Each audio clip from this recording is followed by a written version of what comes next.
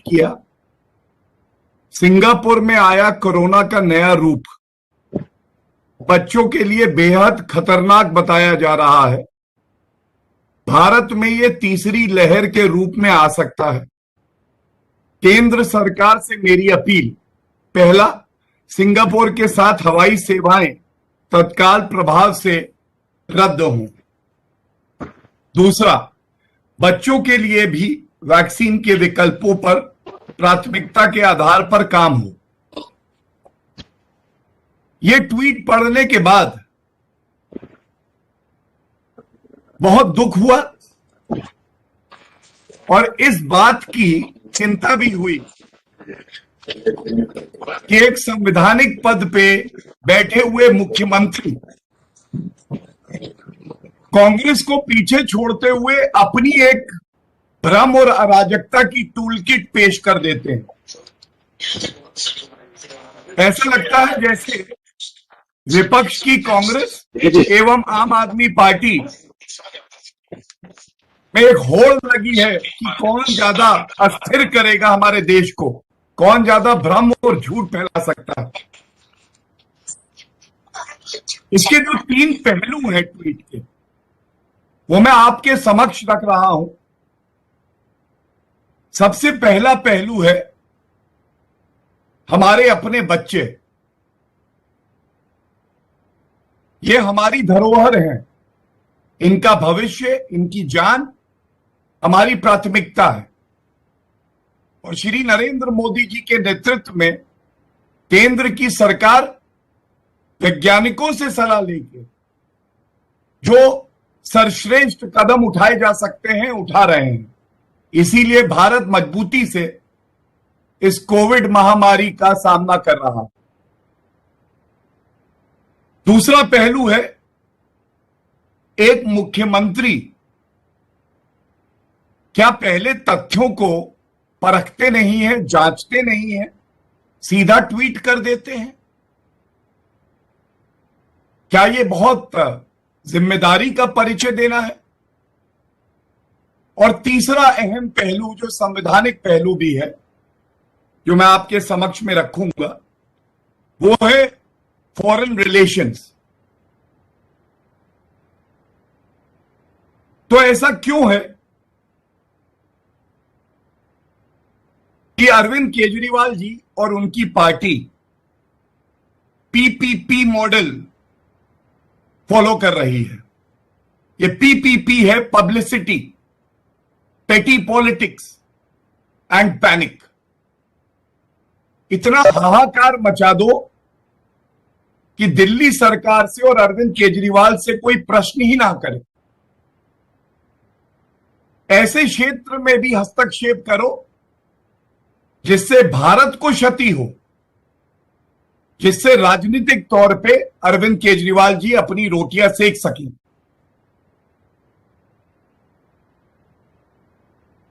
तो सबसे पहले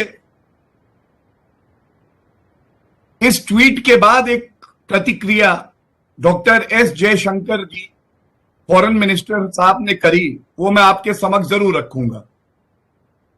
और ये बेहद महत्वपूर्ण भी है जो उन्होंने कहा है। Singapore and India have been solid partners in the fight against कोविड-19. Appreciate Singapore's role as a logistics hub and oxygen supplier. Their gesture of deploying military aircraft to help us speaks of our exceptional relationship. And it continues. However, irresponsible comments from those who should know better can damage long-standing partnerships. So let me clarify, and I reiterate that Delhi CM does not speak for India. Arvind Kejriwal ji, अभी आपके सरकार में deputy chief minister Manish Sisodia ji एक press वार्ता करके उठे ही थे। उनके शब्दों को जब सुना तो मेरी चिंता और बढ़ गई। भारतीय जनता पार्टी यह प्रेस कॉन्फ्रेंस इसीलिए कर रही है, हर मुद्दे को राजनीतिक बना देना। मनीष सिसोदिया जी ने कहा घटिया राजनीति हम लोग कर रहे हैं। आम आदमी पार्टी घटिया राजनीति देश में कौन कर रहा है यह सबने देखा जब प्रधानमंत्री जी बैठक ले रहे थे और मुख्यमंत्री अरविंद केजरीवाल जी ने उसका सीधा प्रसारण कर दिया बिना अनुमति के, फिर माफी मांगी। मनीष सिसोदिया जी, आपने यह भी कहा कि आपको बच्चों की चिंता है। मैं एक बात आपसे जरूर कहूंगा मनीष जी, इमेज आपको मुबारक हो। आप AAP, आप 1000 करोड़ के इश्तिहार दिए आपने। हर नागरिक की जान की अगर किसी को चिंता है तो वो केंद्र की सरकार है, भारतीय जनता पार्टी है, और श्री नरेंद्र मोदी जी के नेतृत्व में हमें विश्वास है कि हम कोविड महामारी को परास्त करेंगे। आपको मैं एक बात और कहूंगा अरविंद केजरीवाल जी, आप संविधान जरूर पढ़िएगा। ये वो संविधान है जिसकी शपथ आपने ली कि इसकी रक्षा भी करेंगे और जिसकी वजह से आप मुख्यमंत्री पद पर हैं। इस संविधान के 7वें शेड्यूल में केंद्र सरकार का, पार्लियामेंट का, प्रदेश की सरकार और विधायिका का क्या क्षेत्र अधिकार है ये दिया है। और ये मेरा पहला बिंदु है जो डॉक्टर एस जयशंकर जी ने भी कहा है। List 1 which is union list, entry 10 क्या है, मैं आपको पढ़ देता हूं Arvind Kejriwal ji. Foreign affairs, all matters which bring the union into relation with any foreign country. And entry 11, diplomatic, consular and trade representation. ये तो केंद्र का विषय है, फिर आप क्यों अनर्गल टिप्पणी कर रहे हैं? क्यों ऐसी बात कर रहे हैं जिससे जो मदद हमारे देश को आ रही है उस पर रोक लगे? हमारे जो मधुर संबंध हैं और देशों से, और इस समय जब भारत दूसरे देशों की मदद कर रहा है और दूसरे देश हमारी मदद कर रहे हैं, क्या आप चाहते हैं अरविंद केजरीवाल जी कि संबंध जो हमारे हैं दूसरे देशों से ये खराब हो, मदद आना रुक जाए और आप अपनी ओछी घटिया हल्की राजनीति करते रहें? और अरविंद केजरीवाल जी, ये कोई नहीं भूला है किस तरह से आप संविधान को तार तार करके सर्वोच्च न्यायालय में अपने अधिवक्ता द्वारा ऑक्सीजन ऑडिट का विरोध कर रहे थे। और ये भी सबको ज्ञात है 9,700 मैट्रिक टन ऑक्सीजन मांगने वाले जब ऑक्सीजन ऑडिट हुआ तो यही उप मुख्यमंत्री दिल्ली के और आम आदमी पार्टी के प्रवक्ता कह रहे थे दिल्ली को अब इतना ऑक्सीजन नहीं चाहिए, वापस ले लीजिए। और अरविंद केजरीवाल जी, अगर आप थोड़ा सा आगे बढ़े, एक संविधान में लिस्ट 2 भी है जो बताती है कि प्रदेश की सरकार की क्या जिम्मेदारी है। इसकी एंट्री 6, स्वास्थ्य, public health and sanitation, hospitals and dispensaries, this comes under you Arvind Kejriwal ji, and we have all seen how you have failed miserably to provide bed to ensure the oxygen supplied by the central government reaches the hospitals of Delhi, how your mohalla clinics are nowhere to be seen to help people who are recovering from the disease.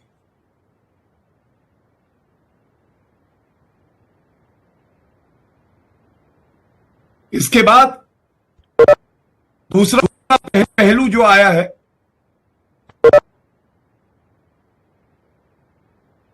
वो है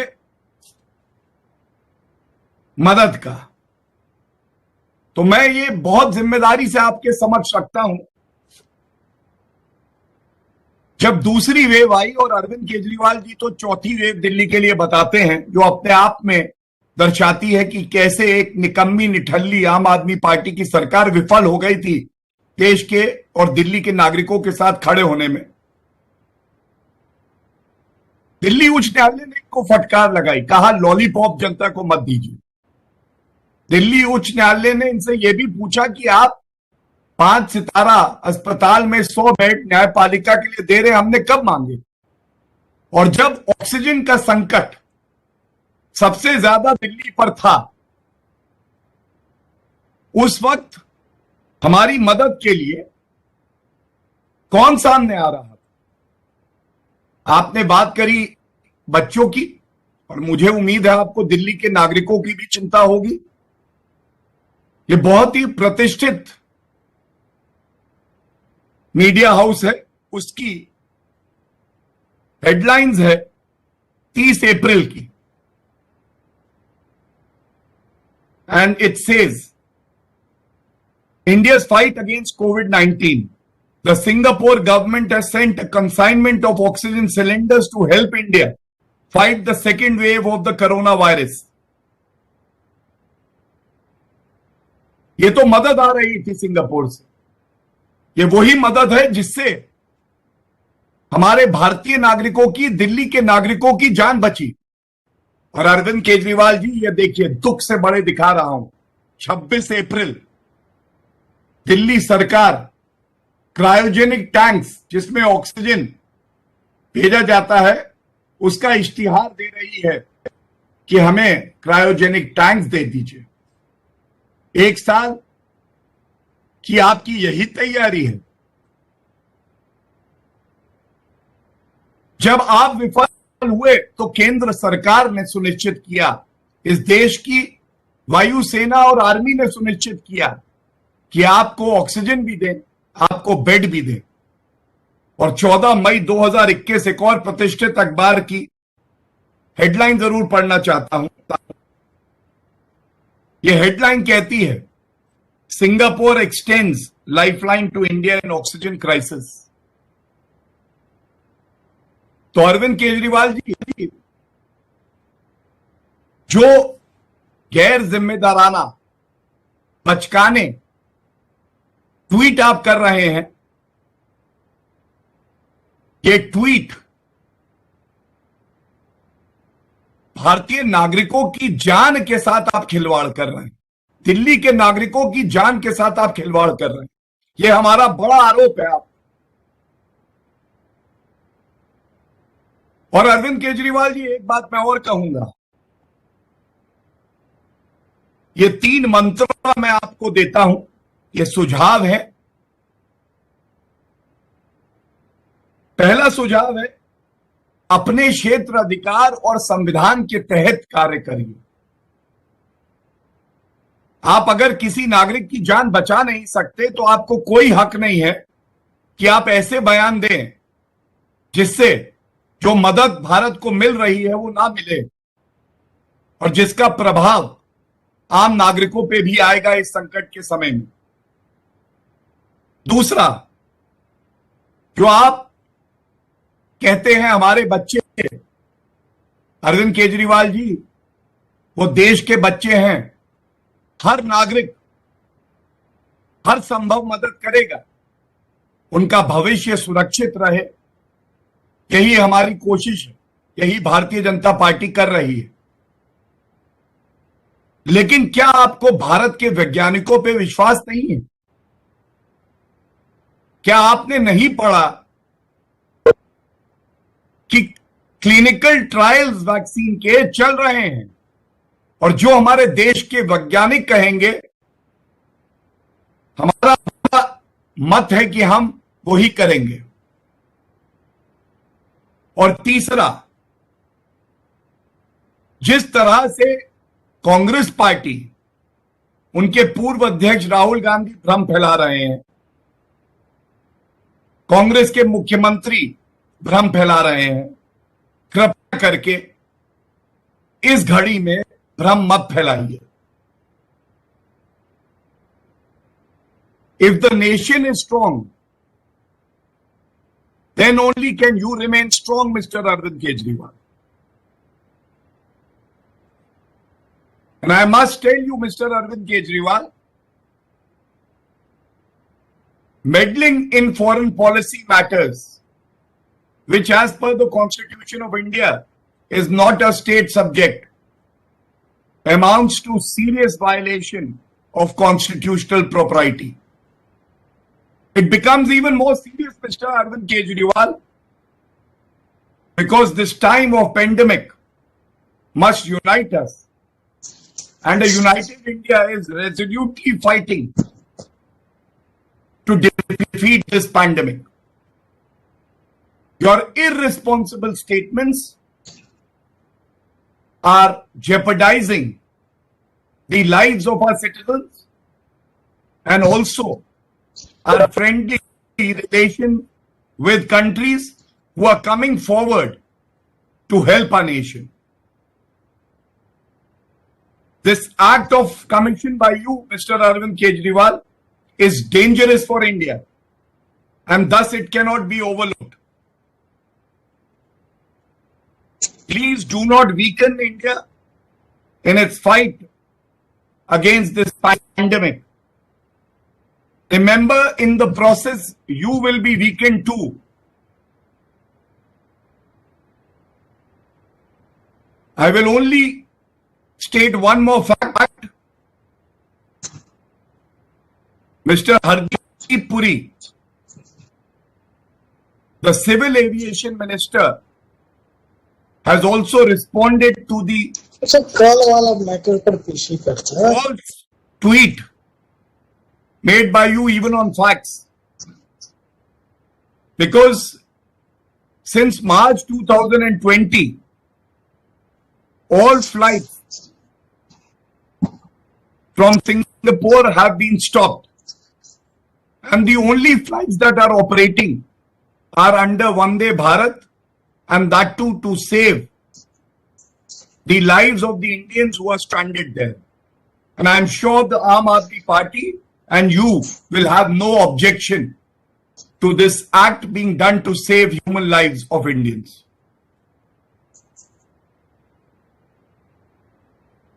With this, I appeal again, stop petty politics. Do not create your own toolkits of anarchy, of deceit, of propaganda. We all must unite. Thank you. If there are any questions, we will take them.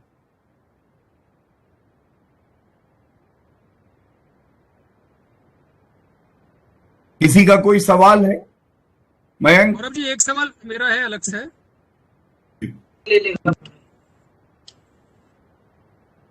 पूछिए। Question पूछिए। कौन पूछ रहा है मयंक, ये भी बता दीजिएगा। गौरव जी, मैं यतेंद्र बोल रहा हूँ न्यूज 18 इंडिया से। आज कांग्रेस ने आरोप लगाया है कि जो मोदी सरकार है उसके डीएनए में ही किसान विरोध है और उस महामारी की आड़ में डीएपी सहित कई खादों के दाम बेतहाशा बढ़ा दिए, यानी किसानों की कमर तोड़ने का काम किया। तो कांग्रेस को कोई गंभीरता से लेता नहीं है और ये भी सबको पता है कि उनके डीएनए में ही भ्रष्टाचार है। दोहरी राजनीति ही उनका चरित्र है।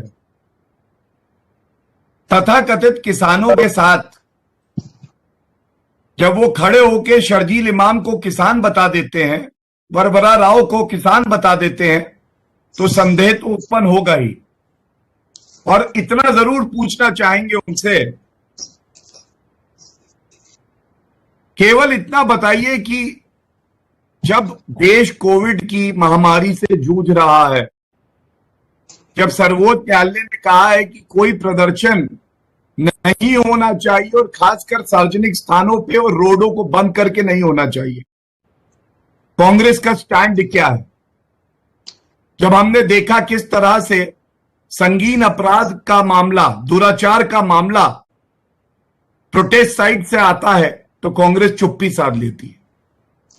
मैं केवल एक ही विनम्र निवेदन करता हूं, सत्ता पक्ष और विपक्ष, कोई भी राजनीतिक दल हो, हम सबको एक होके नागरिकों के साथ खड़ा हो जाना चाहिए और हमें कोविड को परास्त करना चाहिए।